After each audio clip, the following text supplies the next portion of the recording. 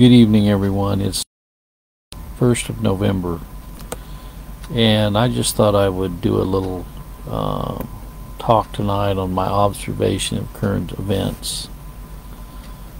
And this is not in any way to just dwell on the negatives, but I am into reality. I don't believe that perception is reality. I believe reality is reality. And when we look around us, we see a lot of chaos in our world, do we not? And if you look at a world map,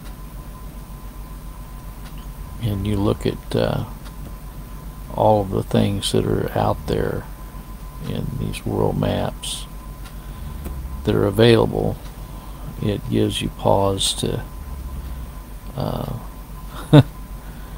you think, wow, it's quite amazing. A map of the world shows what's going on a lot in our society. Russia is probably the largest landmass in the world as far as a country goes. And next to that, Canada's pretty big. Greenland and Denmark's pretty big landmass. United States, if you look at a map in China, compare China's larger landmass than the United States without United States territories. Now with their territories, the United States is a little bigger. Brazil's got a big landmass. Then you've got some other countries that are a little bit less as far as the body of land. Kazakhstan, Mongolia, India, Algeria, Libya, Argentina. Australia's got a pretty good sized land mass as well. But all of these countries have certain political affiliations, do they not? And we have seen NATO, Europe, and United States kind of coming in alignment together. And we see there's a lot of countries out there that really, whether you're talking about France, Germany, Poland, Ukraine, Finland, Sweden, the UK, Ireland, Scotland, all of those countries are pretty much in alignment in the NATO group. But then you have another group of countries coming in alignment together, shockingly, kind of forming an alliance. Russia, China, Iran. Seems like India is a little bit in limbo right now. And then of course we have a real kind of a what's going on in the Middle East has been quite a escapade right now, especially with Saudi Arabia and Jordan kind of being in limbo, as well as Egypt.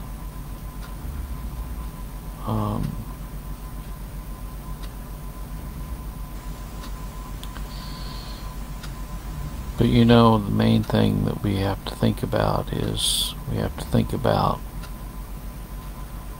Scripture tells us that there will be wars and rumors of wars. It says all these things must come to pass. I'm quoting from Matthew 24. It says, when you see all these things begin to come to pass, look up, for your redemption draweth nigh. I think we could say that right now there's a lot of rumors of wars going on. We've got Lebanon attacking Israel. We have Turkey threatening Israel. And we have Iran funding Hamas, and we have Russia, of course. They're behind Iran. They are importing millions of gallons of oil from Iran. And then we have China lining up in allegiance with Iran and Russia. So we see a lot of chaos going on right now. The United States is, of course, lining up with Israel and NATO. And, you know, for all intents and purposes, we're on the cusp of World War III, are we not? I mean, it could escalate to a point of being World War III very quickly. Now we have our FBI director warning us that the United States is going to be attacked by Hamas. And we have all of these warmongers that can give you all the reasons why we should get involved in a war in Ukraine to protect our interest and to protect NATO's interest, especially the surrounding countries of Poland and Germany and Finland and Sweden and ultimately Spain and France over in that region. It's just amazing to me to see everything that's going on, because you have all of these factions, you know, and you've got people just really trying to take sides, so to speak, in this confrontation between Israel and Hamas. And we see a lot of civilians being slaughtered in Hamas. Over 8,000 have already been slaughtered, and 14 been slaughtered in Israel by Hamas. It's a sad, sad situation to see all the bloodshed and everything. And there's no easy answer, but we know that God is in control. We used to sing a song, He's got the whole world in His hand. He's got the whole world in His hands. He's got Russia, Mongolia, China, India, Pakistan, Afghanistan, Kakistan, Iran, Saudi Arabia, Jordan, Turkey, Egypt, Sudan, Libya, Niger, Algeria, Australia, Poland, Finland, Sweden, Germany, Norway, Greenland, Denmark, Canada, United States, all the islands, Iceland, Ireland, Portugal,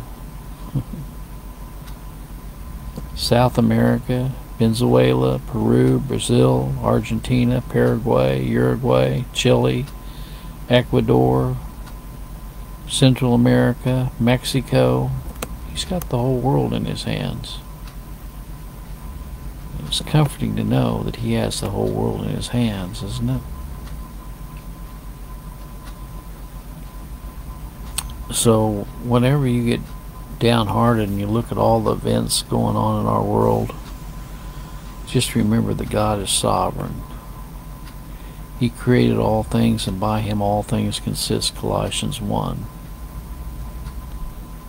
And like we said this morning in this morning's devotion, John 17, you know, all flesh is in his hands as well. He is over all flesh. That includes those he elected from the foundation of the world and those he didn't elect. That includes both the elect and the reprobate. He's over all things. In Colossians 1 it says, all things were created by him and for him, and by him all things consist. In Romans 9 we're told that he's the potter, we're the clay. And in Ephesians 1 we're told that he works all things after the counsel of his own will. So with everything going on in our current events, let us never forget that God is sovereign. May the good Lord be with you tonight in a special way. God bless.